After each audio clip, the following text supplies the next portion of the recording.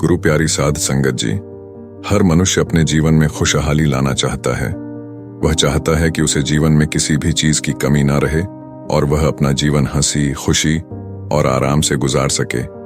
इसके लिए वह मेहनत भी बहुत करता है, पूजा पाठ भी करता है और भी कई तरह के उपाय करता है। लेकिन जब उसे सफलता नहीं मिलती तो वो निराश हो जाता है।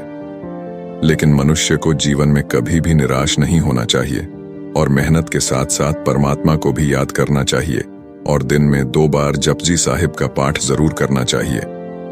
जपजी साहिब का पाठ करने से हमारे जीवन में क्या चमत्कार होते हैं वो हमें आज की साखी में पता चलेगा।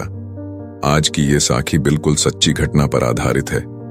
जब एक सिख ने गुरु की बात पर विश्वास किया, बिना नागा जपजी साहिब का पाठ किया, तब उसके जीवन में क्या चमत्कार हुए ये हम आज की साखी में देखते हैं।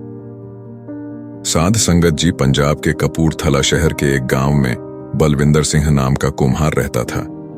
उसके घर के बाहर एक छोटा सा आंगन था जिसमें वो मटके बनाया करता था और फिर मटकों को बाजार में बेच दिया करता था। मटकों को बेचकर जो भी पैसे मिलते थे उससे बलविंदर का घर चलता था। उसके घर में उसकी एक बूढ़ी माँ थी और दोनों माँ बेटे को जो भी रुखा सुखा मिलता वो उसी से अपना गुजारा कर लेते थे। बलविंदर और उसकी बूढ़ी माँ को वाहे गुरु के ऊपर बहुत विश्वास था। वो दोनों बिना नागा गुरुद्वारा भी जाते थे और वहां जाकर सेवा भी करते थे। कभी कभी बलविंदर के मन में आता कि उसकी भक्ति में ऐसी क्या कमी है जो उसे इतने बुरे दिन गुजारने पड़ रहे हैं।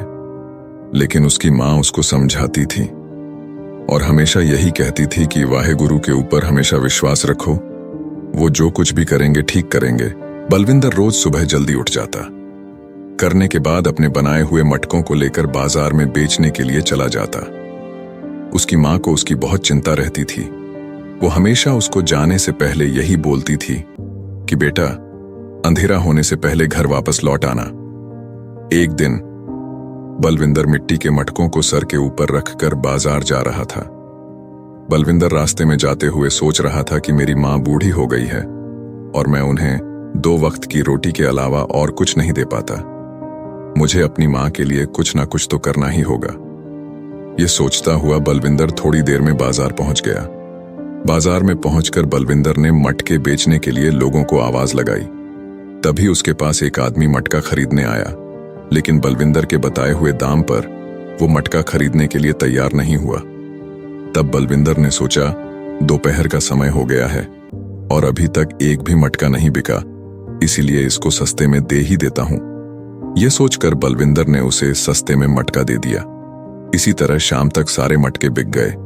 उसके बाद बलविंदर घर की तरफ चल दिया। लेकिन सारे मटके बिकने के बाद भी बलविंदर बहुत उदास था, क्योंकि मटके बेचने के बाद जो दाम उसे मिले थे वो बहुत कम थे। उसे अपने मटके आधे दामों में ही बेचने पड़े थे। बलविंदर ये सोचते हुए अभी जा ही रहा था कि तभी उसे दूर आंगन में खड़ी एक लड़की नजर आई। बलविंदर को वो लड़की बहुत अच्छी लगी। वो लड़की को देखकर सोचने लगा, ये लड़की कितनी सुंदर और प्यारी है। अगर इससे मेरी शादी हो जाए और ये मेरे घर में आ जाए तो माँ को भी बहुत आराम रहेगा। माँ भी सारा दिन घर में अकेली रहती हैं, उनका भी दिल लगा रहेगा। ये सोचकर बलविंदर उस लड़की के पास गया और उससे बोला, तुम्हारा नाम क्या है? लड़की ने कहा, आपको क्या करना है? मेरे नाम से? बलविंदर ने कहा, मैं तुम्हारे पिताजी से मिलना चाहता हूं। लड़की ने कहा, मेरे पिता अंदर बैठे हैं, आप अंदर जाकर मिल लो। बलविंदर ने अंदर जाकर लड़की के पिता को अपने बारे में बताया और उनको कहा, मैं आपकी लड़की से शादी करना चाहता हूं। लड़की के पिता ने पूछा, तुम काम क्या करते हो? बलविंदर ने कहा, मैं मिट्टी के मटके बनाकर बाजार में बेचता हूं। तब उसने पूछा, तुम कितना कमा लेते हो? बलविंदर ने कहा, सरदार साहब, ज्यादा तो नहीं कमाता, लेकिन अपना घर चला लो इतना तो कमा के लेता हूं। लड़की के पिता ने कहा, तुम्हारी कमाई तो बहुत कम होगी, लेकिन फिर भी मैं तुम्हें एक मौका देता हूं। जिस दिन तुम RS 10,000 कमाकर मुझे दे दोगे, मैं उस दिन अपनी बेटी का विवाह तुम्हारे साथ कर दूंगा, और अगर तुम मेरी ये शर्त पूरी नहीं कर सके तो दोबारा मेरे पास मत आना। लड़की के पिता की बात सुनकर बलविंदर मायूस होकर वहां से चला गया। क्योंकि आज 10,000 जैसी बड़ी रकम उसने आज तक नहीं देखी थी। फिर वो लड़की के पिता को इतनी बड़ी रकम कैसे देता? बलविंदर ने सोचा, मैं तो बड़ी मुश्किल से महीने में आज 2,000 तक कमाता हूं। ये सोचता हुआ निराश मन से बलविंदर घर पहुंच गया। घर पहुंचकर उसने अपनी मां को सारी बात बताई। तब उसकी मां ने कहा, बेटा तुम चिंता मत करो, वाहेगुरु के ऊपर विश्वास रखो। अगर वो चाहेंगे तो वो लड़की तुम्हें जरूर मिलेंगे। तुम बस मन लगाकर मेहनत से काम करो और सब कुछ वाहेगुरु के ऊपर छोड़ दो। बलविंदर ये सुनकर चुप हो गया। ऐसे ही अगले दिन बलविंदर ने मटके बनाकर सूखने के लिए आंगन में रख दिए और घर के अंदर चला गया। जब वो अंदर गया तो उसकी मां ने कहा, बेटा मैं पास वाले गांव में तुम्हारी मौसी से मिलने जा रही हूं। सुना है उसकी तबीयत खराब है। शाम तक मैं वापस आ जाऊंगी, तब तक तुम अपना ख्याल रखना। बलविंदर को समझाकर उसकी मां चली गई। बलविंदर ने मां के जाने के बाद खाना खाया। खाना खाने के बाद उसे नींद आ गई। तभी अचानक से जोरदार बारिश शुरू हो गई, जिससे बलविंदर के बनाए हुए मटके गीले होकर खराब हो गए। जब बलविंदर की नींद खुली तो उसने देखा कि उसके सारे मटके बारिश के कारण गीले हो गए थे। ये देखकर बलविंदर बहुत उदास हो गया। वो उदास मन से वाहेगुरु को कहने लगा, वाहेगुरु हमारी क्या गलती है जो ये सब हमारे साथ होता है। तभी उसकी मां वापस आ गई। बलविंदर ने मां से कहा, मां अब मैं बाजार में मटके बेचने कैसे जाऊं, क्योंकि ये सारे मटके तो गीले होकर खराब हो गए हैं। तब उसकी मां ने कहा, बेटा चिंता मत कर, वाहेगुरु भी गरीबों की ही परीक्षा लेते हैं, ना जाने उसकी क्या मर्जी है। ऐसे ही अगले दिन बलविंदर फिर से मटके बनाता है और उन मटकों के सूख जाने के बाद उन्हें बाजार में बेचने के लिए चला जाता है। लेकिन बाजार में आज भी उसे उसके मुताबिक दाम नहीं मिलते। लेकिन बलविंदर के आज भी सारे के सारे मटके शाम तक बिक जाते हैं, लेकिन उसे आज भी सही कीमत नहीं मिलती। मटकों को बेचकर उसे जो भी पैसे मिले उन्हीं को लेकर बलविंदर घर की तरफ चल दिया। आज गर्मी बहुत ज्यादा थी, धूप बहुत तेज थी। बलविंदर को बहुत गर्मी लग रही थी। वो थपेड़ों की छांव में घर की तरफ चला जा रहा था। बलविंदर चलते चलते थक गया और आराम करने के लिए एक पेड़ के नीचे बैठ गया। पेड़ की ठंडी छांव में बैठे बैठे उसकी आंख लग गई। थोड़ी देर में उसी रास्ते से एक महात्मा जा रहे थे। महात्मा ने बलविंदर को सोते हुए देखा तो उसे उठाया और बोला, बेटा मुझे बहुत भूख लगी है और गर्मी के कारण प्यास भी बहुत लग रही है। क्या तुम मुझे खाना खिला सकते हो? बलविंदर ने महात्मा की तरफ देखा और बोला, महात्मा जी यहां तो मेरे पास कुछ नहीं है, आप मेरे साथ मेरे घर चलो। ये बोलकर बलविंदर महात्मा को लेकर घर चला गया। बलविंदर ने घर पहुंचकर मां को महात्मा के लिए खाना बनाने के लिए कहा।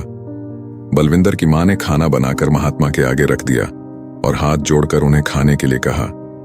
जब महात्मा ने खाना खा लिया तो बलविंदर ने उनसे उनके बारे में पूछा। महात्मा ने बताया कि मैं पास वाले गांव में जा रहा था।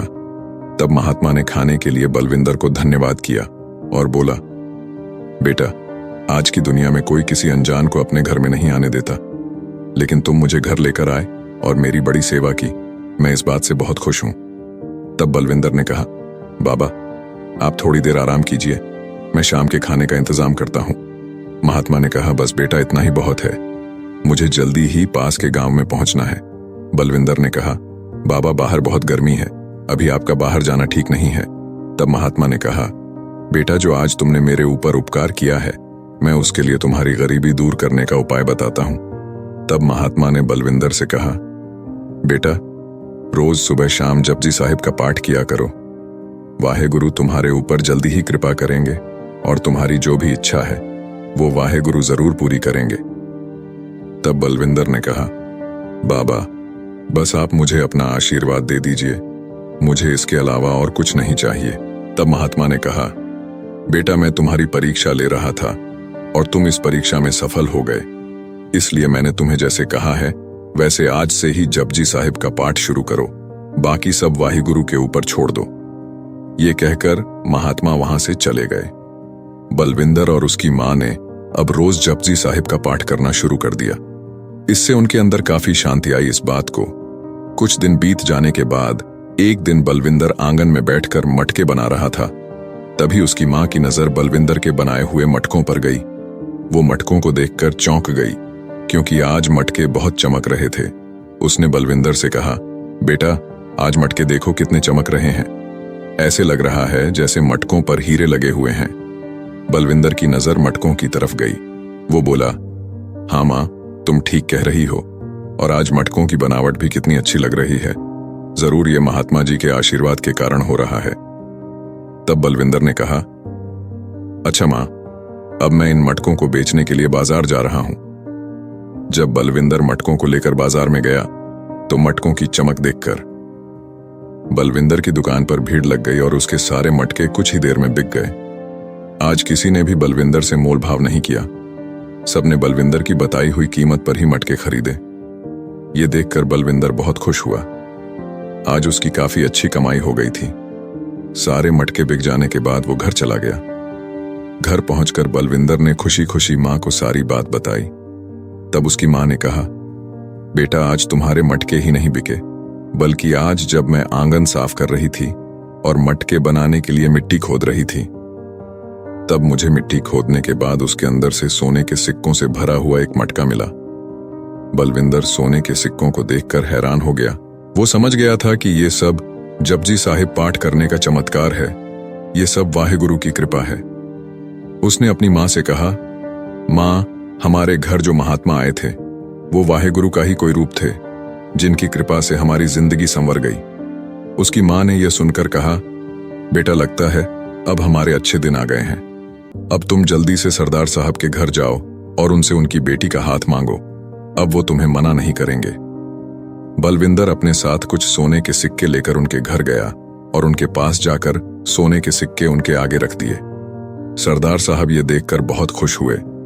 जब बलविंदर ने सरदार साहब को सोने के सिक्के रखने के लिए दिए तो वह सोने के सिक्के लेने से मना कर देते हैं और कहते हैं, बेटा, मैं तो यही चाहता था कि मेरी बेटी को अच्छा घर और अच्छा वर मिले, और अब मुझे लगता है कि तुमसे अच्छा वर मेरी बेटी के लिए कोई और मिल ही नहीं सकता। इस तरह बलविंदर की शादी सरदार साहब की बेटी के साथ हो गई और वो खुशी खुशी अपना जीवन गुजारने लगे। अब शादी के बाद बलविंदर और उसकी पत्नी बिना नागा जपजी साहिब का पाठ जरूर करते और वाहे गुरु का नाम जपते। इस तरह बलविंदर की जिंदगी खुशहाल हो गई। उसके बाद बलविंदर ने महात्मा जी को ढूंढने की बहुत कोशिश की। आसपास के गांवों में भी पता किया, लेकिन वो नहीं मिले। बलविंदर समझ गया कि वाहे गुरु खुद ही महात्मा का रूप लेकर आए थे और उसके ऊपर कृपा करके वापस चले गए। साथ संगत जी, हमारे जीवन में भी गुरु हमारे ऊपर कृपा करने जरूर आते हैं, लेकिन हम उन्हें पहचान नहीं पाते। इसलिए हमें गुरु की बातों पर अमल जरूर करना चाहिए, और जो कुछ भी वो कहते हैं हमें उसी के अनुसार ही चलना चाहिए। गुरु हमारी जिंदगी संवारने के लिए ही आते हैं। साथ संगत जी, आज की इस साखी की यहीं पर समाप्ति होती है।